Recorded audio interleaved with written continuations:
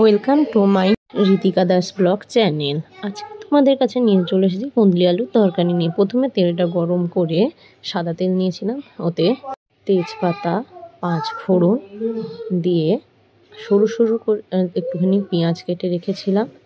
পেঁয়াজটা দিয়ে হালকা ভেজে একে একে দিয়ে দেবো সরু সরু করে কেটে রাখা আলু।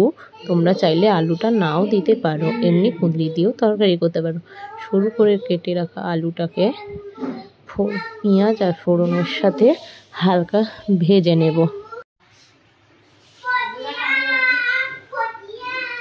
দিয়ে দিচ্ছি নুন অর্থাৎ লবণ, স্বাদ অনুযায়ী লবণটা অ্যাড করতে হবে।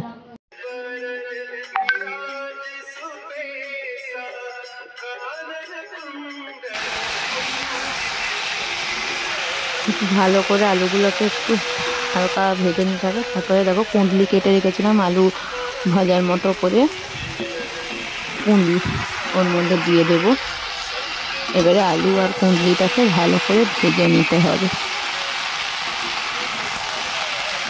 আলু আর কুঁদলিটাকে ভালো করে নাড়াচাড়া করে ভেজে নেব আমরা।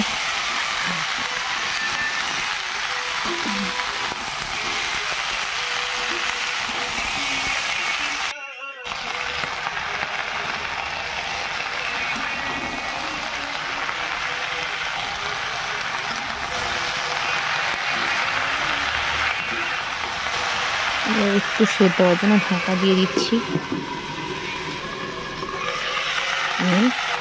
2-4টে কাঁচা লঙ্কা দিয়ে দেব, আদা বাটা,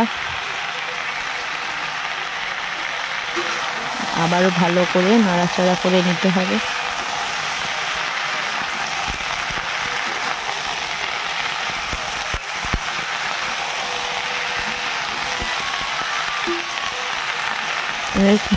যেন টমেটো কুচি দিতে হবে। তুমি চাইলে টমেটো পিউরি অর্থাৎ টমেটো পেস্টও দিতে পারো।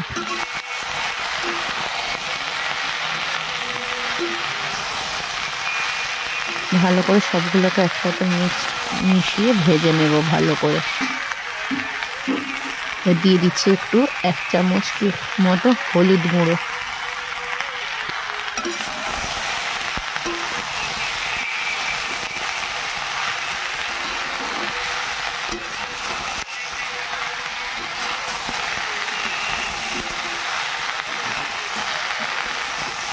হলুদ আর জিরে গুঁড়ো একসাথে মিশিয়ে দিই। এটা দিয়ে দেবো আমরা জল।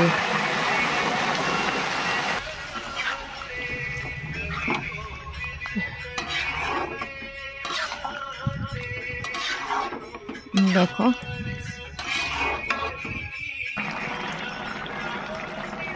জলটা দিয়ে আমরা ফুটতে দেবো যাতে সবজিটা ভালো করে সেদ্ধ হয়ে যায়। এবার দেখো তৈরি হয়ে গেছে গরম গরম আলু কুঁদলির তরকারি।